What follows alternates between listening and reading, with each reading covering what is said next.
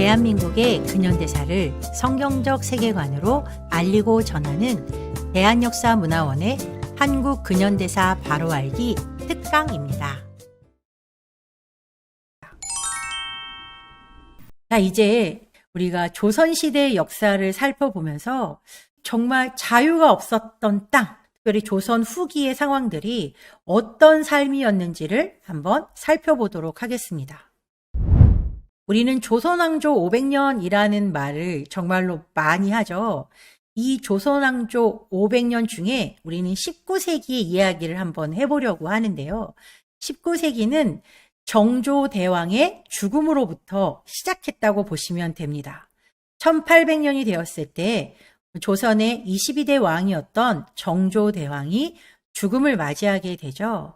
정조대왕이 사망하고 난 이후에 왕으로 세워졌던 사람들은 대부분 어린 왕들이었습니다.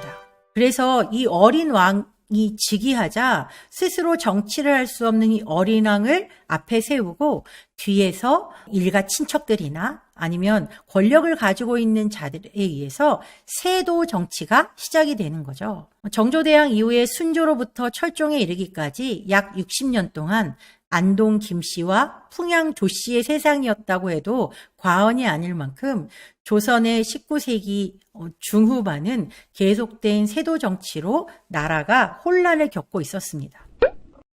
그 세도 정치의 영향으로 삼정이 문란해졌는데요. 이 삼정이라는 것은 세 가지 세금을 말하는 거죠. 조선의 백성들에게 쥐어졌던 이 아주 무거운 세 가지 세금은 바로 전정, 군정, 한곡이었습니다. 땅에 매기는 세금, 또 군대 가는 대신에 내는 세금, 이 백성들의 어려움을 달래기 위해서 곡식을 빌려주고 싼 값으로 다시 되갚을 수 있게 해주는, 사실 어찌 보면 되게 좋은 제도 같아 보이지만 이것들이 세도 정치에 의해서 완전히 퇴색되면서 오히려 백성들에게 무거운 짐만 쥐어주는 악순환을 반복하게 했던 거죠. 예를 들면 전정 같은 경우에 땅에다 매기는 세금인데 옆집 사람들이 죽거나 사라졌을 경우에 그 땅의 세금을 다른 사람이 지게 하는 것, 터무니없는, 그리고 장부들을 막 조작해가지고 세금을 막 천정부지로 올려놓는다든지, 그리고 군정은 1살짜리 아이에게도 이미 돌아가시고 없는 할아버지에게도 군정을 내라고 하는 그런 상황들. 이런 상황들 속에서 많은 백성들은 스스로 노비가 되는가 하면 산으로 올라가서 화적이 되는 그런 상황들이 계속해서 벌어지고 있었던 거죠. 백성들의 삶은 점점점 어려워졌고 조선의 경제는 파탄의 직전까지 이르게 되었던 겁니다. 이런 상황 속에서 농민의 난이 계속해서 발생하게 되는데요. 1811년 홍경래 난을 시작으로 해서 전국 각지에서 크고 작은 농민의 반란들이 계속해서 일어나게 된 거죠. 이것은 정치의 잘못이었고, 그리고 이 정치 상황 가운데에서 나만 아니면 된다라고 하는 안일한 태도가 바로 이런 상황들을 불러오게 됐다는 거죠. 이 아무개 땅 조선, 이렇게 어려움을 겪고 있었던 아무개 땅 조선은 도대체 어떤 삶을 살고 있었을까요? 이 그림을 보니까 소 위에 큰 나무 틀이 씌워져 있는 것을 보실 수 있을 거예요. 이것을 우리가 멍에라고 부르죠. 이 멍에라는 것은 밭을 갈거나 아니면 물건을 싣고 갈 때 밭을 가는 기구나 또 마차 같은 것을 끌고 가는 힘을 지지해 주기 위해서 소나 말의 목에 거는 지지대를 말하는데요. 이 지지대의 무게는 적게는 20kg 이상 아니면 40kg가 넘는 것도 있다고 하죠. 사실 이 멍에 하나만 쥐고 있는 것으로도 엄청난 고통이었을 것 같아요. 이것은 짐승들에게만 해당되는 것이 아니었고 눈에 보이지 않지만 조선시대의 백성들에게도 이 종의 멍에가 메워져 있었다는 거죠. 도대체 조선 백성들에게 씌워진 종의 멍에는 어떤 것들이 있었을까요? 왕정제도가 있을 거고, 신분제도, 또 우상숭배, 또 음란과 여성천대, 질병과 가난, 무지와 문맹, 사실 이것보다도 더 많은 종의 멍에가 존재했을 거예요. 지금 이 시간에는 왕정 제도의 멍해가 도대체 백성들에게 얼마나 무거운 멍해였는지를 살펴보도록 하겠습니다. 조선은 왕이 주인인 나라였어요. 지금 우리가 사는 대한민국은 국민이 주인인 나라죠. 그래서 우리가 뭐 사극을 보거나 역사적인 영화를 보고 그럴 때 우리는 그다지 불편함이 없이 그 영화들을 볼 수 있어요. 왜냐하면 우리가 바로 이 나라의 주인이기 때문에 그런 거예요. 그냥 옛날에는 저랬지 라고 할 수 있겠지만, 그러나 사실 조선시대에 살던 사람들은 그렇게만 살 수 있는 상황은 아니었던 거죠. 태조부터 시작해서 고종에 이르기까지 26명의 왕이 세워졌습니다.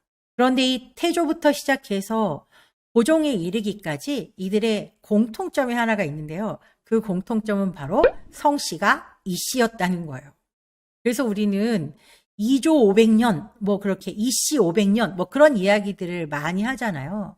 한마디로 말하면 이 왕의 지위는 세습되는 왕이었다는 걸 우리가 알 수 있게 되는 거죠. 아버지가 아들이었으니까 아들이 당연히 왕이 되는 그런 구조였다는 거예요. 능력 있는 사람이 통치권을 가지는 것이 아니라 그저 아버지가 왕이었기 때문에 아들도 손자도 그 다음 때도 왕이 됐었다는 거죠. 그리고 이 왕들의 마음속에는 이 나라가 절대로 백성을 위한 나라가 아니라 나 자신, 왕을 위한 나라라는 그런 생각을 가지고 있었다는 거예요. 그런데 문제는 이 왕이 선하고 훌륭한 생각을 가진 왕이라면 별 문제가 없었겠지만, 그러나 간혹 정말 악한 왕들이 많이 등장하잖아요. 그러니까 그런 왕들이 세워졌다고 생각하면 그 고통은 고스란히 백성의 몫이 된다는 게 문제였던 거죠. 1864년 1월에 철종이 사망을 하게 되고 대원군과 조대비의 계략으로 흥선대원군의 둘째 아들인 이명복이 철종의 양자로 입적되어서 왕으로 추대되게 되죠. 바로 그가 고종이라는 왕이었습니다. 조선시대, 그러니까 조선이라는 이름을 가진 나라의 마지막 왕이자 대한제국의 일대 황제로 즉위하게 되는 이 고종은 11살의 나이에 왕위에 즉위를 하게 되는데요. 처음부터 그가 정치를 한 것은 아니었고 그 당시에 약 10년 동안은 아버지였던 흥선대원군이 그 당시에 조선에 흐르고 있던 여러 가지 부패한 상황들을 개혁하면서 10년을 대리 통치하는 기간을 가지게 되죠. 쇄국 정책이나 기독교를 탄압하는 것 등의 실수를 저지르기도 했던 흥선대원군이지만 사실 그가 조선의 뿌리 깊은 여러 가지 폐습들을 개선해 나간 것은 사실이었거든요. 아버지의 그런 점은 좀 닮았으면 좋았을 뻔했는데 고종은 그렇지는 못했습니다. 고종은 1873년 11월 4일에 친정을 선언하게 되죠. 아버지를 밀어내고 내가 진짜 왕의 지위에 오르겠다라고 하면서 내가 친정을 선언한다라고 하며 드디어 왕의 자리에 올라가게 되는 거죠. 그런데 그 사람의 속마음에는 그저 내가 제대로 된 정치를 해보겠다라는 것이 아니라 내 맘대로 할 거야 라는 마음들이 훨씬 더 컸던 것 같아요. 통치자가 된다는 것이 얼마나 큰 책임이 따르고 그 책임에 따라서 많은 무게의 짐을 짊어져야 된다는 것은 생각하지 않고 그저 내가 원하는 대로 사는 삶이 왕의 삶이라고 착각했던 것이 바로 고종이라는 왕이었습니다. 고종에 대한 평가는 이런 것들이 있는데요. 군사와 국방, 정세에 무능한 왕이었어요. 그래서 흥선대원군이 열심히 국방력을 강화했던 것을 다 허물어 버리는 그런 왕이 되어버렸죠. 그리고 국가의 안위보다 정권의 안위가 훨씬 더 우선이었어요. 나라가 어찌 되던 말던 나만 편안하면 돼 라는 그런 생각을 고종이라는 왕이 가지고 있었다는 거죠. 또 경제 무능? 정말로 이 경제적으로 어떻게 이 나라를 잘 먹고 잘 살게 할까? 그런 거엔 관심도 없었고 사치가 어마어마했죠. 그래서 그 사치를 메꾸기 위해서 관직을 팔아먹는 왕이 바로 고종이었어요. 더군다나 왕비였던 민씨의 일가 친척들을 등용하면서 정말 이 민씨 세력에 의해서 나라를 파탄으로 끌고 갔던 왕, 결국은 자신의 이익만 추구했던 왕, 왕은 부자였는데 나라는 가난한 구조, 그런 구조가 바로 고종이 만들어낸 조선 말기였다는 것을 우리가 기억했으면 좋겠습니다. 조선을 망국으로 이끌어갔던 이 고종, 그런데 참으로 놀랍게도 지금 대한민국 안에는 이 고종을 향한 또 민비를 향한 이상한 판타지가 있는 것 같아요. 2000년대 초반부터 명성황후라는 뮤지컬이 막 시연되고 또 몇 년 전에 방영했던 미스터 선샤인이라고 하는 이 드라마에서 보면 뭐 민비 얘기는 많이 나오지 않지만 고종에 대해서 정말 나라를 엄청나게 걱정하는 임금처럼 뭔가 의협심이 있는 그런 임금처럼 묘사되고 있죠. 이 명성황후나 이런 드라마들에서 이들을 보는 관점은 조선을 위해서 목숨을 바친 왕비, 또 그리고 비운의 개혁군주, 힘이 없기 때문에 어쩔 수 없이 나라의 뺏김을 보면서도 어쩔 수 없었다. 그런 상황들이 이 드라마 속이나 영화 속 뮤지컬에서 엄청나게 많이 퍼뜨려지고 있죠. 명성황후는 드라마로도 나왔었는데 내가 조선의 국모다라고 하면서 장렬히 죽어가는 그런 장면들. 근데 사실 그게 진실이었을까요? 전혀 그렇지 않았습니다. 고종과 민비는 나라를 망하게 만들었던 주범들이었기 때문에 그렇죠. 그런데 왜 이런 거짓말들이 떠돌고 있을까요?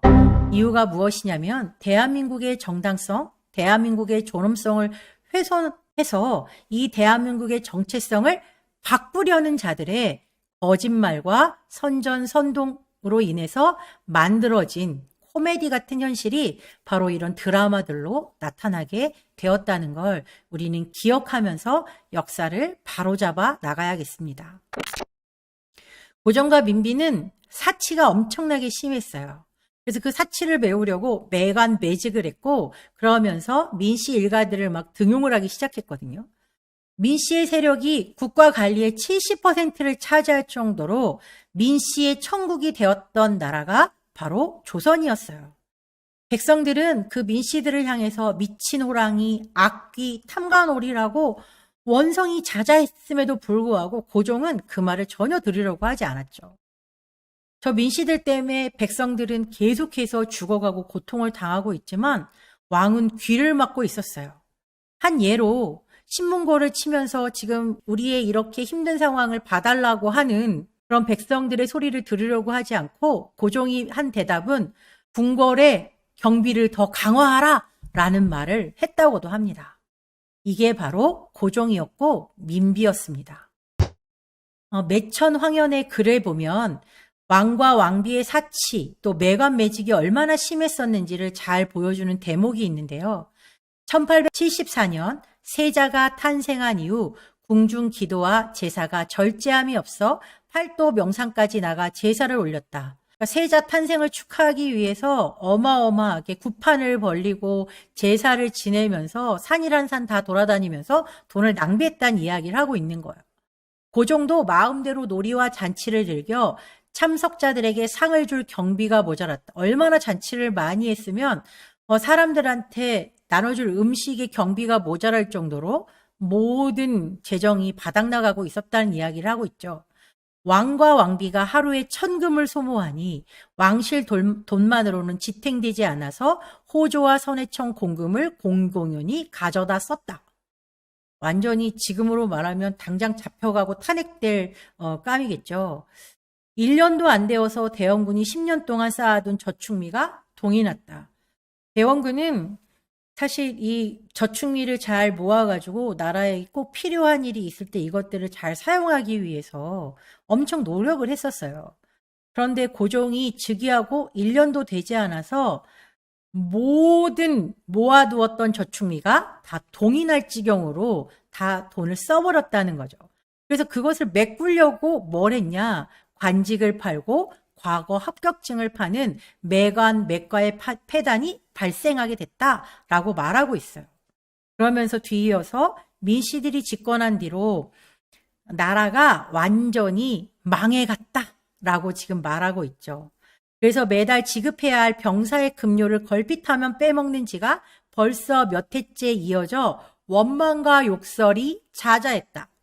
자, 지금 이 맨 마지막 단락에서 보고 있는 병사들의 급료를 걸핏하면 빼먹는 바람에 일어났던 사건이 바로 이모군란이라고 하는 사건입니다. 군대가 난을 일으킨 거예요. 이 당시에 고종은 신식군대와 구식군대를 가지고 있었는데 신식군대는 궁궐을 수비하기 위해서 그냥 고종의 친위부대라고 생각하시면 되죠. 고종의 친위부대에게는 새로운 무기, 새로운 옷, 여러 가지 월급도 제때제때 주고 그랬지만 원래부터 있던 국방을 지키던 이 구식군대에게는 제대로 된 무기도 지급하지 않을 뿐더러 월급도 수개월째 밀려가지고 이 군인들의 불만이 막 끌어오르고 있는 이런 상황 가운데에서 일어난 이 난이 이모군란이라는 난이었어요. 사실 이 이모군란을 평정할 수 있는 유일한 방법은 이렇게 성난 군사들에게 제대로 된 월급을 지급해주면 그만이었던 거죠. 그러나 고종은 그렇게 하지 않았어요. 청나라한테 도움을 요청해서 청나라 군대가 들어와서 이 이모군란을 일으킨 자신의 백성들을 죽이게 했던 거죠. 이게 어떻게 한 나라를 책임지는 왕으로서의 역할이겠습니까? 왕의 자격이 없는 사람이었죠. 성경에서도 왕의 직분이 뭐냐면 바로 백성들을 구원하는 것, 백성들을 지키는 게 왕의 직분이라는 걸 분명히 가르쳐주고 있거든요. 그런데 고종이라는 사람은 그런 직분을 전혀 수행하지 못한 바보 같은 왕이었다라고밖에 표현을 할 수가 없을 것 같아요. 이때 약 3,000명의 청나라 군대가 진입을 하게 되면서 그때부터 조선은 더욱더 청나라의 속국이 되어 있는 상태가 되었어요. 청나라에서 파견된 사람들이 조선 땅을 누비면서 왕 행세를 하고 계속해서 조선의 백성들을 못 살게 구는 그런 상황들이 되어버리게 된 거죠. 이런 것을 참을 수 없어서 일으켰던 난이 바로 갑신정변이었죠. 여기에 보이는 박용효, 서광범, 서재필, 김옥균, 홍영식 같은 사람들이 주축이 되어서 일으켰던 난이 바로 갑신정변이었는데요. 이 갑신정변을 주도했던 사람들은 노론의 엘리트들이었어요. 이들은 더 이상은 이 중국의 속박 속에서 살 수 없다고 느꼈고 왕에게 제안을 하죠. 민씨 일가와 민씨 세력들이 지금 이 나라를 망치고 있으니 왕이시여 제발 우리와 함께 저들을 몰아내고 정말 이 나라가 온전한 나라로 흘러갈 수 있도록 우리에게 힘을 보태주십시오. 고종이 뭐라고 했을까요? 안 된다고 했을까요? 아니에요. 그래, 내가 자네들의 뜻을 따라주겠네 라고 이제 말을 했던 거죠. 그들이 주장하는 바는 이거였어요. 청나라로부터 독립을 하자, 부패 정권을 타도하자. 그런데 이게 좀 잘못됐죠. 무력을 사용해서라도 하자. 그래서 민씨 일가들을 완전히 숙청하려고 궁궐 전체가 피바다가 되는 그런 사건들이 벌어지게 됐습니다. 물론 민비는 도망을 치게 되죠. 그러니까 그런 상황들을 본 고종은 너무 겁을 먹고 어떻게 하게 되냐. 바로 청나라 군대를 끌어들이게 되는 거죠. 고종의 배신으로 청나라 군대가 들어오게 되고 이 갑신정변은 3일 만에 막을 내리게 됩니다. 근데 이 갑신정변을 도왔던 사람들이 누구였냐면 바로 일본이었기 때문에 이 청나라와 일본이 작은 충돌을 할 수밖에 없게 됐죠. 이 갑신정변이 끝나고 난 이후에 일본과 청나라는 조약을 하나 맺게 되는데요. 그 조약의 이름이 바로 텐진 조약이었어요.